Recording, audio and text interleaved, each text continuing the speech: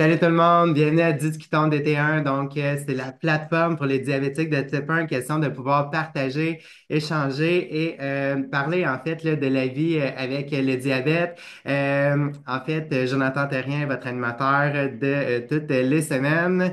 Et en fait, je vous rappelle qu'on a un super de beau site internet à l'AQDT1. Je vous invite à vous y rendre à qdt1.org. Sinon, on a notre page Facebook également sur laquelle vous allez retrouver plein d'informations super utiles, des questions aussi, des réponses avec lesquelles vous pouvez vous inspirer. Donc, je vous invite à aller la consulter. Et aujourd'hui, en fait, j'ai l'honneur de recevoir Ariane Archambault.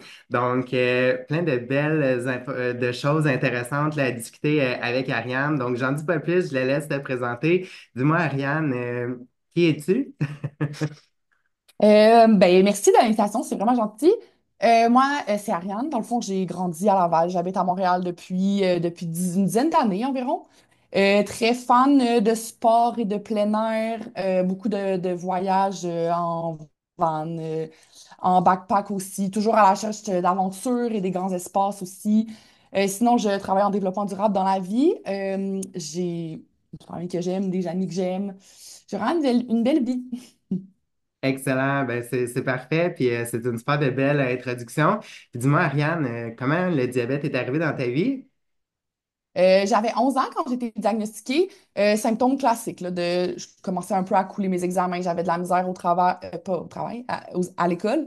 Je me levais vraiment souvent la nuit parce que justement, j'avais tellement soif pendant la journée que je buvais tellement. Fait que le soir, la nuit, j'avais tellement envie. J'avais perdu beaucoup de poids. Ma mère a dit qu'elle me donnait des câlins puis qu'on sentait mes os. Fait que là, j'avais un médecin de famille. Ben, j'ai toujours un médecin de famille. On a consulté, symptômes classiques.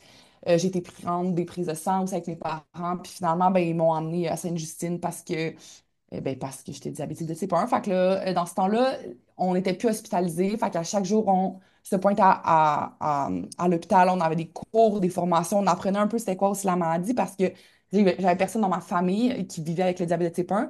Fait que c'était nouveau pour tout le monde aussi. Mais on a été super bien pris en charge aussi. J'ai été diagnostiquée en même temps que deux autres jeunes enfants. Fait qu'on était plusieurs familles à apprendre ça en même temps aussi. Fait que beaucoup d'apprentissage, d'adaptation, mais en rétrospective, je pense que ça s'est super bien fait. J'ai été super bien entourée. Fait que je suis quand même chanceuse dans ce volet. Excellent. Puis ben, en fait, je trouve ça intéressant ce que tu viens d'apporter. À 11 ans, en fait, on est assez vieux pour comprendre qu'est-ce qui se passe, ou en tout cas, tu sais, les grandes lignes. Euh, Comment ça s'est passé pour toi, mettons, le avant, après, puis les changements, puis tu sais, ce que ça l'impliquait? Je pense que vu que j'étais jeune, justement, la charge mentale puis le stress de tout ça affectait plus mes parents que moi. Tu sais, mais j'ai jamais senti mes parents stressés, mes parents qui me faisaient sentir comme si je leur rajoutais quoi que ce soit aussi. Je sais qu'ils ont sûrement tout dû gérer ça de leur bord, qu'ils ont très bien fait, ils m'ont rien laissé voir de ça. Mais évidemment, tu sais, de commencer physiquement à pas se sentir bien aussi quand t'es en hypo, quand t'es en hyper, ben ça, c'est moi qui le sentais, c'est pas eux non plus. Je me souviens aussi avoir un avant-après de je quitte l'école, puis je reviens à l'école, mais les gens savent pas où j'étais, mais moi, j'essaie de l'expliquer, mais je comprends pas assez bien la maladie pour être capable de l'expliquer. Fait que là, ma mère, mettons, quand j'allais jouer chez mes amis, ben là, elle expliquait aux parents un peu c'était quoi. Elle avait fait comme des petits feuillets pour les profs à l'école aussi pour expliquer quoi faire en cas d'hypo, quoi faire en cas d'hyper. Tu sais, ça a été beaucoup mes parents qui ont été, qui se sont impliqués là-dedans. Tu sais, moi, je me souviens que j'avais hâte d'être en hypo pour manger des Dex 4 parce que dans le fond, je trouvais ça dans le temps, je trouvais ça tellement bon des Dex 4. Mais après ça, je me souviens pas que ça l'a tant teinté mon enfance. Je pense que c'est plus en grandissant aussi, je me suis dit, mon Dieu, que j'ai développé des patterns de vie par rapport à ça, de comme, tu sais, prendre soin de toi à un si jeune âge, ben, la naïveté de l'enfance part assez vite, en fait. Fait que c'est ça, mais sur le coup, c'était juste comme une autre affaire à penser, mais j'ai toujours fait ça avec mes parents, tu sais, le calcul des glucides, comprendre un peu. Je faisais juste plus suivre aussi ce qu'il fallait que je fasse, tu sais. Fait que la charge mentale est arrivée petit à petit, mais au moins, je l'avais pas toute seule depuis le début, là. Fait que merci à mes parents pour ça. Wow, ben oui, les parents hein, sont souvent, surtout pour les enfants, là, ils font souvent partie là, de la solution là, puis du traitement. Puis dis-moi, ça m'intéresse, est-ce que tu en as déjà jasé avec eux par rapport à ça? Comment ils ont vécu ça ou Oui, comment ben, ça s'est passé, oui? je leur en ai souvent parlé. Puis d'ailleurs, je vais recevoir ma mère sur mon podcast aussi. pour expliquer un peu, tu sais, le point de vue d'un parent aussi là-dedans. Tu sais, eux, ils ont trouvé ça. Bon, c'est jamais facile là, d'avoir un enfant malade, c'est sûr, puis beaucoup. Mais tu sais, mes parents sont très proactifs dans la vie. Un, sont vraiment une très belle équipe. Puis, tu sais, en leur en parlant, ma mère a dit, tu sais, on, j'aurais pas pu faire ça seul. On a fait ça en équipe. Après ça, tu sais que ça va jamais rien t'empêcher de faire non plus. Fait que, tu sais, ils ont jamais dit non à aller à un voyage. Je me souviens, on avait un voyage de prévu comme 3 semaines après mon diagnostic, puis ma mère, elle y a pensé 2, 3 fois avant est-ce qu'on l'annule ou non, tu sais. Finalement, on est allé quand même. Euh, Puis, tu sais, toujours en mode solution, proactivité, mais aussi en laissant le temps et la place à l'émotion aussi là-dedans. Fait que non, je pense que j'ai eu le meilleur entourage, puis je pense aussi que ça fait toute la différence que d'avoir des parents impliqués dans un diagnostic aussi jeune aussi, tu sais. Puis évidemment, dans ce temps-là, ils pouvaient tout comprendre avec moi, et les glucides, comment changer mon cathéter, comment tout ça. Maintenant, la réalité en est tout autre. Là. Ils seraient plus capables de faire ça, mais ils ont toujours l'aspect comme le support mental aussi. Puis ils sont capables de comprendre quelle charge mentale ça représente parce qu'il y a une certaine partie dans leur vie que c'est eux qui l'ont géré, tu sais. Fait que non, je pense. Puis même s'ils étaient stressés puis ils trouvaient ça triste, ils m'ont jamais laissé entrevoir quoi que ce soit de négatif aussi, tu sais. Fait que non, j'ai vraiment été chanceuse là-dessus. Wow. Et ça, en fait, de ce que tu viens de dire, je trouve ça super beau parce que justement, la façon que, que nos parents vont nous transmettre toute l'information par rapport à ça ou la façon de gérer, tu sais, tu parles de positivisme, puis c'est pas toujours facile, là, puis tu sais, on le sait, là, on vit avec à tous les jours, mais tu sais, qu'eux soient là pour pouvoir nous accompagner là-dedans, puis nous montrer que, hey, c'est quoi, finalement, on peut quand même tout faire. Tu sais, le voyage, clairement, à quelques semaines de partir en voyage, puis le diagnostic, tout ça, il aurait pu avoir, tu sais, ça aurait pu être une bonne raison pour l'annuler, mais non, tu sais, hey, la vie continue, puis on fait avec, puis, tu sais, ils ont eu ce sens-là de, on n'arrête pas qu'est-ce qui était supposé. C'est exactement ça qu'il faut faire parce que le diabète, ça l'empêche absolument rien. Dans le Ouais. passé, en fait, il y avait certains travails qu'on pouvait pas faire. Puis ben, aujourd'hui, en fait, la liste est réduite de beaucoup parce que quand c'est bien contrôlé, là, ben, on peut faire n'importe quoi, pas mal tout ce qu'on veut. Je pense qu'on peut juste pas être astronaute puis aller dans l'espace parce que ça, tu sais, il y a des complications reliées à ça. Mais le reste, là, on peut tout faire. Ouais, totalement. Puis, tu sais, il y en a d'autres aussi qui ont pavé le chemin pour justement qu'on soit capable de le faire aujourd'hui. Tu sais, tous les métiers n'étaient pas accessibles dans le temps, mais j'imagine qu'il y en a qui se sont battus pour faire valoir leurs droits puis prouver qu'ils étaient capables de le faire. Fait que c'est Oui. pour ça aussi qu'aujourd'hui, on est capable de tout faire ça. Fait que merci à eux qui sont passés avant nous. Exactement. Puis là, en fait, dis-moi, Ariane, par rapport au diabète, justement, comment ça l'influence ta vie en général avec les amis, avec, en couple, ou peu importe l'endroit. Donc, comment le diabète influence ta vie de tous les jours? Actuellement ou quand j'étais jeune, ou les deux, ou Comme tu veux. On va comme où tu tu veux. veux. Ben, c'est sûr que quand j'étais jeune, on dirait que j'ai accordé un peu moins d'importance. J'étais vraiment plus en réaction. Mettons, je me sentais pas Mhm. bien, je m'assoyais, je prenais ma glycémie, j'étais en hypo, je prenais un jus, je recommençais après. Tu sais, il y a tout ça aussi. J'en faisais pas un big deal non plus. J'avais pas nécessairement le besoin d'en parler. Je faisais ma petite vie, là, mes petites affaires, puis c'était juste comme quelque chose auquel je devais penser, mais qui faisait pas partie intégrante de mes conversations, tu sais, évidemment. Puis aussi, vu que j'étais moins proactive, peut-être, ben, j'accordais un peu moins d'importance si mes taux étaient pas les meilleurs au monde. Tu sais, ça a tout le temps bien été, mais jamais je me mettais la pression d'être encore plus. Fait que, tu sais, ça n'a pas vraiment affecté avec mes amis, tout ça. Tu sais, je suis toujours restée là même, j'ai toujours été bien entourée aussi. Tu sais, je pense pas que ça a affecté la vie non plus de mon entourage, de mes amis, évidemment de mes parents. Puis tout ça, ce que je me souviens avoir trouvé difficile quand j'étais jeune, c'était par contre quand j'allais dans la famille ou dans des soupers d'amis avec mes parents aussi, que j'étais jeune, fait que je les suivais partout. Puis tout le temps, c'était comme, bon, à quelle heure faut manger pour Ariane? Bon, Ariane, j'ai fait ça pour elle parce que aussi j'étais allergique au gluten, la maladie cœliaque. Fait que là, il faisait 3, 4 épiceries pour me trouver des affaires. Fait qu'on dirait que souvent, je me sentais comme si je dérangeais. Puis que, puis tu sais, personne, tout le monde faisait ça avec la plus grande bienveillance, puis le plus grand cœur au monde. Mais moi, je voulais juste rentrer dans une pièce, puis comme ma soeur, qu'on me dise Hey, salut, comment ça va à l'école, puis that's it, tu sais. Qu'on me parle pas de mes glycémies, puis d'avoir l'impression de déranger à l'heure du souper, puis tout ça, là. Ouais, puis je te comprends par rapport à ça, même encore aujourd'hui. Puis tu sais, ils le font avec bienveillance. C'est quand même maladroit, mais tu sais, c'est comme non, grand-mère, je peux manger tout ce que je veux. Genre, je vais gérer après, il n'y a pas de problème. Donc, c'est toujours drôle par rapport à ça. Puis, Ouais. ouais, sentir de déranger ou en tout cas de sentir qu'on est différent, mettons. Puis, je comprends, effectivement, je comprends ce que tu veux dire. Mhm. Donc, aux parents qui nous écoutent, à ce moment-là, quand vous êtes en spé, amis, famille ou quoi que ce soit, avertissez les gens, genre, on est comme tout le monde. C'est juste que nous, on le Ouais. gère manuellement plutôt que ça soit fait automatiquement par le corps. Mm.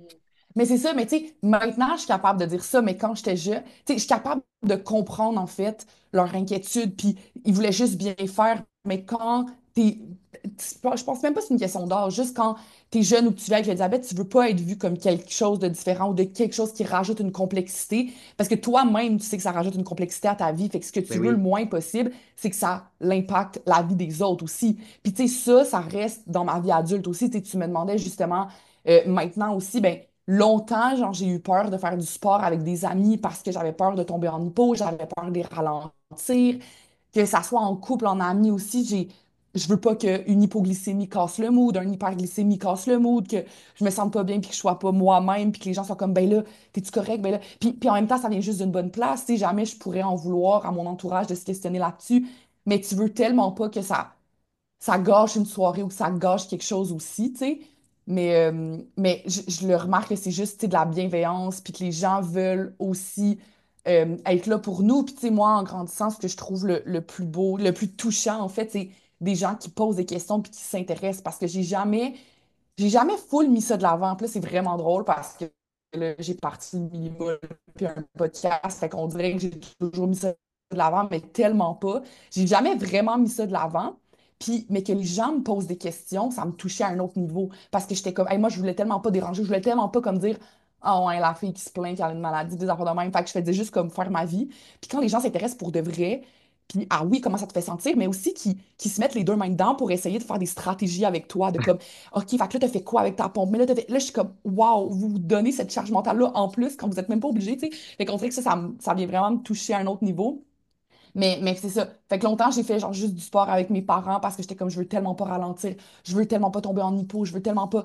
Fait que- mais là, je suis dépassée ça aussi, puis j'ai pris confiance aussi, tu sais, dans le sport, dans ma facilité à gérer ça. C'est pas toujours facile, mais dans ma capacité plutôt à gérer ça. Après ça, je pense qu'il y a aussi une question de mindset là-dedans, là.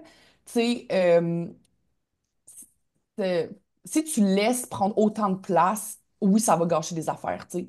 Fait qu'après ça, il y a un aspect de comme la vie continue, puis c'est vraiment tough, puis il y a des journées que je pleure en tabarouette, puis que j'haïs ça, mais au final, il y a plein d'autres affaires que je peux faire aussi, tu sais. Puis c'est vraiment pas pour minimiser, puis c'est vraiment pas pour avoir du positivisme toxique, vraiment pas, mais je Mhm. pense que tu as tout le temps l'opportunité de choisir comment tu vois les défis, tu sais. Puis honnêtement, c'est un des plus gros défis de ma vie, mais tu sais, je pense que c'est aussi ça qui a fait en sorte qu'aujourd'hui, j'ai bien plus de légèreté dans plein d'autres facettes de ma vie. J'ai la propension à voir le positif vraiment plus facilement aussi. Je m'émerveille devant plein d'affaires parce que comme j'ai pas besoin de grandes choses pour me rendre heureuse ou pour être comme wow, c'est tellement nice, tu sais. Fait que ça aussi, puis tu sais, le stress dans toutes mes autres sphères de vie est très réduit parce que comme mon stress condensé va dans le diabète quand ça va pas bien aussi. Mais tu sais, ça c'est très personnel parce que je comprends aussi qu'il y a des enjeux de santé mentale puis de dépression reliés à ça aussi, puis je voudrais vraiment pas minimiser ça aussi. Puis c'est pas parce que ces gens-là ont pas été dons positifs, tu sais. Il y a d'autres éléments aussi. C'est juste moi, comment ça s'est passé dans mon cas, c'est vraiment de cette façon-là. Puis je pense que ça vient tout le temps de cette phrase que mes parents m'ont dit quand j'étais jeune.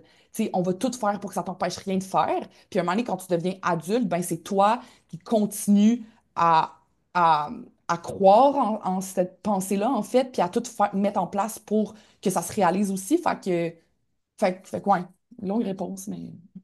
Fait que tout faire, en fait, pour que rien que ça t'empêche de faire ça, c'est comme c'est la phrase. Puis je trouvais ça le fun que tu fasses le lien avec, tu sais, l'intensité du diabète, tu sais, pas que ça minimise, mais ça l'atténue en fait les autres problèmes de la vie. C'est comme, hey, genre quand tu vis avec le diabète, là, les petites affaires là, qui se passent, Ouais, tout à fait. Mais ça, je suis consciente aussi que c'est pour moi, parce que pour d'autres c'est personnes, ça, ça pourrait être de dire que ça se rajoute, tu sais. Puis je pourrais ouais. comprendre ça aussi, puis c'est 100% légitime, là. Merci pour le rappel. Effectivement, donc par rapport, c'est vraiment par rapport à toi. Donc tout ça.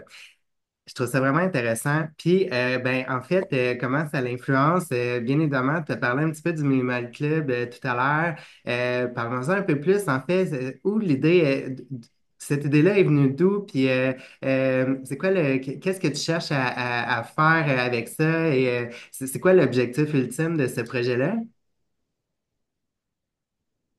Ouais, ben c'est un beau projet de cœur auquel j'ai réfléchi depuis comme un an et demi. Puis là, ça fait comme 6 mois que j'ai lancé ça. En fait, c'est que, tu sais, comme j'ai dit en introduction, je fais beaucoup de sport et de plein air. Puis je me suis rendu compte à quel point c'était tough, là, gérer la glycémie puis gérer le diabète en contexte de sport. C'est déjà difficile sur le quotidien, sur une base très régulière. Fait qu'en plus, quand tu rajoutes le sport qui augmente les chances d'être en hypo, puis là, après ça, gérer la glycémie, l'adrénaline, le type de sport que tu fais, la durée de sport que tu fais, qu'est-ce que tu as mangé avant, combien tu as d'insuline active, l'hyperglycémie après sport. Bref, tout ça. Fait que je trouvais ça tellement tough, puis j'étais comme, je faisais plein de sport avec mes amis, puis j'étais comme, j'ai le goût d'en faire du sport avec d'autres diabétiques. Fait que tout ça porte un besoin de moi, j'ai le goût de rencontrer d'autres personnes diabétiques, puis qui me partagent leurs trucs et astuces, parce que, tu sais, comme j'ai toujours dit que j'ai dû faire 50 randonnées genre de marde pour en avoir 200 vraiment belles, tellement que c'était difficile. Puis il y a beaucoup d'essais-erreurs. Puis l'essai-erreur, je pense, c'est un incontournable. On n'a pas le choix de passer par là. Mais mettons d'avoir eu quelqu'un qui me dise, hey, tel sport va agir de telle façon sur ta glycémie, tu devrais peut-être essayer ça. Au moins, ça aurait peut-être réduit de moitié mes randonnées que c'était de essais-erreurs, là, tu sais. J'en aurais peut-être eu 25 au lieu de 50. Fait que c'est ça. Puis là, je me suis dit, coudonc, si on peut faire une communauté, puis se partager ces trucs-là, puis oui, faire du sport, mais en tout, pas dans la performance, dans le sens que déjà là, on a une condition de plus à gérer. Fait que oui, on va faire une course, puis on va s'arrêter quand quelqu'un est en hypo, puis il y aura no big deal parce qu'on va pas être là en train de faire un temps puis d'aller plus vite que l'autre, tu sais, des affaires comme ça. Fait que des fois, tu sais, je me suis jouée à beaucoup de clubs sportifs, que ce soit des clubs d'entraînement dans les parcs ou bien des voyages à vélo aussi. Puis chaque fois, j'étais la seule diabétique. Puis il y avait tout le temps, même que là, j'ai confiance en la façon dont je gère mon diabète dans le sport, j'ai confiance en mon diabète, j'ai confiance en moi. Il y a tout le temps cette petite affaire-là de comme ouais, je suis la seule en hypo. Ouais, il faut que j'arrête mon entraînement. Ouais, ça me gosse. Tandis que là, que tout le monde se comprenne puis qu'ils vivent les mêmes choses, je trouvais ça vraiment le fun de rassembler ces gens-là. Fait que j'ai créé le Minimol Club, qui est un club de plein air pour diabétiques de type 1. Fait que jusqu'à maintenant, on organise des randonnées, des sorties de vélo, des clubs de course, un canot camping, un week-end de canot camping qui s'en vient cet été aussi. Plein d'activités en plein air pour les diabétiques de type 1. Pour juste qu'on. Puis, tu sais, je veux pas que ces randonnées-là servent à parler 100% juste du diabète. Comme si les gens veulent en parler 100%, tant mieux. Tu sais, moi, ce que je veux, c'est aussi créer une communauté qui, oui, on se rend compte via la pratique de sport et de plein air, mais après ça, si on se rend compte que les deux, on aime le même artiste, puis qu'on va aller voir un spectacle ensemble, puis prendre un café après un vendredi matin, comme de créer une communauté, ça va juste plus loin que le sport aussi, tu sais. Fait que là, je suis en train aussi de créer des micro-communautés dans chacune des régions du Québec parce que je me suis vite rendu compte que c'était pas super réaliste pour moi qu'une job temps plein de faire l'aller-retour Gaspésie à chaque mois pour animer une randonnée sportive, une, une sortie sportive. Fait que là, il y a des ambassadeurs, ambassadrices qui se multiplient à travers le Québec pour justement animer ces petites communautés-là. Je me joins à eux pour faire aussi du sport. Puis parallèlement à ça, ben, j'ai parti le podcast Diabétiquement parlant parce que je voulais, au-delà du sport, que ça serve de ressource, en fait, pour les personnes qui viennent d'être diagnostiquées diabétiques, pour leur entourage aussi, un peu comme ce podcast-ci aussi. Alors, je reçois beaucoup de professionnels de la santé pour nous outiller, nous faire comprendre aussi un peu parce que j'écoutais beaucoup de podcasts en anglais, moi, aux États-Unis, que j'apprenais plein de choses. Puis c'est ça qui m'a gardé engagée dans la gestion de ma condition, puis qui m'a aussi aidé à vraiment plus comprendre, c'est que j'allais chercher ces apprentissages-là de chercheurs, de professeurs aussi, de médecins, d'infirmières, de physio, de nutritionnistes. Fait on aborde différents angles aussi. Puis souvent, c'est des épisodes que mes amis écoutent ou qu'on peut envoyer à notre famille, tout ça, pour leur dire, regardez, j'ai pas l'énergie de vous l'expliquer en ce moment, mais en gros, ça ressemble à ça, ma charge mentale. En gros, ça ressemble à ça quand je calcule mes glucides.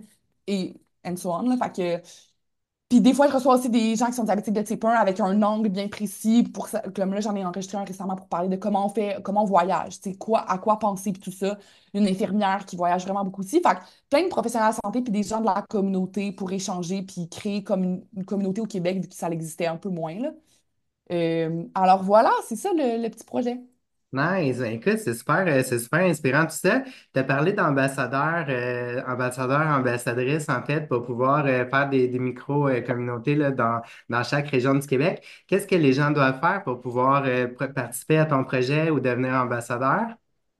Ben, ils peuvent m'écrire sur les pages du Millimol, que ce soit Facebook ou Instagram aussi. Puis dans le fond, là, pour toutes les, il y a la programmation estivale pour cet été qui commence à sortir un peu avec les différentes activités. Il faut juste réserver son billet, c'est gratuit, c'est juste pour avoir un benchmark de combien de personnes vont se pointer, là. Mais tout ça est disponible en ligne sur les pages Facebook. Les événements Facebook aussi sont faits. Je suis plus un peu active sur la page Instagram. Tous les liens aussi sont dans la bio pour que ce soit pour écouter les podcasts, pour s'inscrire à des activités ou pour voir des articles de médias qui sont sortis aussi. Fait que voilà, sur les réseaux sociaux. Nice. Hey, ben merci beaucoup, Ariane, d'être toi-même une ambassadrice de la gestion de la glycémie, puis du diabète, puis de tout ce qu'on veut là, par rapport à la maladie. Puis en fait, ben, avec tout ce que tu viens de nous dire, clairement que tu touches à tout, t'as plusieurs expériences, puis tout ça. Avec tout ce que tu sais aujourd'hui, puis que tu partages avec ta communauté, puis avec les autres, c'est quoi le conseil genre que tu aimerais donner ou que tu pourrais, t'en as parlé un peu tantôt, mais c'est quoi le conseil que tu aimerais donner en fait, mettons à quelqu'un qui a le diagnostic dernièrement ou encore quelqu'un qui l'a depuis plus longtemps, mais que c'est peut-être pas super facile pour cette personne-là. Puis en fait, qu'est-ce que tu aimerais lui dire ou ouais, conseil? Ben, je pense que je commencerai par reconnaître que ouais, c'est vraiment pas facile. Puis ouais, c'est tough. Puis ouais, c'est pour tout le temps. Puis ouais, il y a des journées plus difficiles que d'autres. Mais qu'au final, il y a des vraiment belles affaires qui peuvent se passer aussi.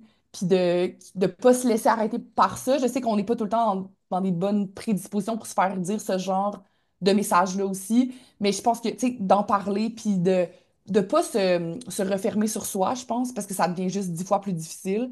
Puis c'est difficile d'en parler aussi parce que souvent, on pense que les autres vont pas nous comprendre tant qu'ils vont pas vivre. Moi, j'ai longtemps pensé ça, que si tu le vis pas, tu pourras jamais comprendre ce que je vis, puis tu pourras jamais être capable de m'aider, puis c'est vraiment pas vrai. Les gens qui le vivent pas peuvent 100% être là pour toi sans tout comprendre, puis c'est correct qu'ils comprennent pas aussi, tu sais. Puis ça va être à nous de leur expliquer quand on est disposé à le faire, ce qu'on est capable de leur dire. Tu sais, j'ai des amis dans ma vie depuis 12 ans, puis je leur en apprends encore à chaque fois, parce que c'est pas vrai que au début de notre amitié, je les ai assis pendant 48 heures, puis je leur ai dit, voici tout ce qu'il y a à savoir sur le diabète, tu sais. Puis au fur et à mesure qu'on évolue aussi en tant que personne, qu'on apprend des choses, ça nous fait beaucoup apprendre sur nous aussi. Puis je pense qu'une fois qu'on est capable de vivre avec ça, d'une bonne façon, tu sais, on est capable de tout faire, vraiment. Puis je sais que ça a l'air tellement qu'il était des clichés, mais je pense que je le crois pour de vrai, tu sais. Comme tes parents l'ont dit, on va tout faire en fait pour que ça se passe bien pour toi. Mhm, exactement. Donc, on peut tout faire pour que ça se passe bien, que ça se passe bien pour nous. En fait, tu parlais d'en parler justement, c'est super important parce que de pouvoir le communiquer, en fait, ça nous aide à pouvoir à activer le processus là, pour passer à d'autres choses, ou en tout cas réfléchir autrement. Je vous rappelle qu'à la QDT1, on a le comité Père aidant maintenant, qui justement nous perd une personne qui pourrait avoir besoin d'aide ou besoin de parler à quelqu'un, en fait qui est là pour écouter et pour pouvoir accompagner là-dedans. Donc, n'hésitez pas en fait à faire la demande là, si vous sentez que ça pourrait être nécessaire. Dis-moi, Ariane, c'est super beau en fait là, ce que j'entends depuis tantôt. Comment tu vois l'avenir par rapport au diabète, par rapport à toi? My God, grosse question. Ben, honnêtement, bien correct, là, dans le sens que je mise beaucoup sur la technologie qui continue à évoluer. Moi, je pense que, en fait, moi, je trouve que la technologie m'a vraiment aidé dans ma gestion du diabète, dans toute ma vie. Puis si ça ne fait que s'améliorer, je me dis qu'on est entre de bonnes mains aussi. Puis je continue à triper ma vie pendant plein d'années aussi. Fait que j'entrevois l'avenir de très bonne façon, avec beaucoup de positivisme Quand t'es bien entouré, on dirait qu'il n'y a rien qui peut vraiment se mettre sur ton chemin. Fait que voilà. Hey, rien de plus simple. Donc, sur ces belles paroles, en fait, merci beaucoup d'avoir été là, Ariane. Donc, à tous ceux et celles qui voudraient aussi participer à l'entrevue, question de pouvoir partager son expérience. Peu importe le type d'expérience, on a besoin de tout type de personnes également. Donc, ça va me faire plaisir, en fait, d'échanger avec vous. C'est simple, vous avez juste à écrire entrevue dans les commentaires, soit sur la page Facebook, sur YouTube, ou sinon, vous écrivez à la QDT1 directement et on pourra, en fait, là, vous prévoir une date pour passer l'entrevue. Donc, merci encore une fois, Ariane, d'avoir été là avec nous aujourd'hui. Ça m'a vraiment fait plaisir de discuter, d'échanger avec toi et j'espère en fait que les autres qui l'écouteront recevront ce message comme je l'ai reçu ce matin. Donc, est-ce que tu avais un petit mot à ajouter pour la fin? Ben, merci beaucoup de m'avoir reçu. Puis je pense que ce genre de ressources-là peut être vraiment pertinent parce qu'on se dit, tu sais, oui, d'en parler, mais des fois, c'est qu'on n'a pas les mots non plus sur comment qu'on se sent puis comment qu'on voit les choses. Fait que d'écouter des témoignages via des podcasts, des entrevues, des webinaires de d'autres personnes, ça nous aide des fois à mettre des mots un peu sur ce qu'on vit, puis après ça, mieux être capable de l'expliquer à nos proches. Fait que bravo pour cette initiative, c'est vraiment chouette. Merci beaucoup. Donc là-dessus, on vous souhaite une excellente journée et on vous souhaite bon succès dans la gestion de votre glycémie. Merci, bye bye.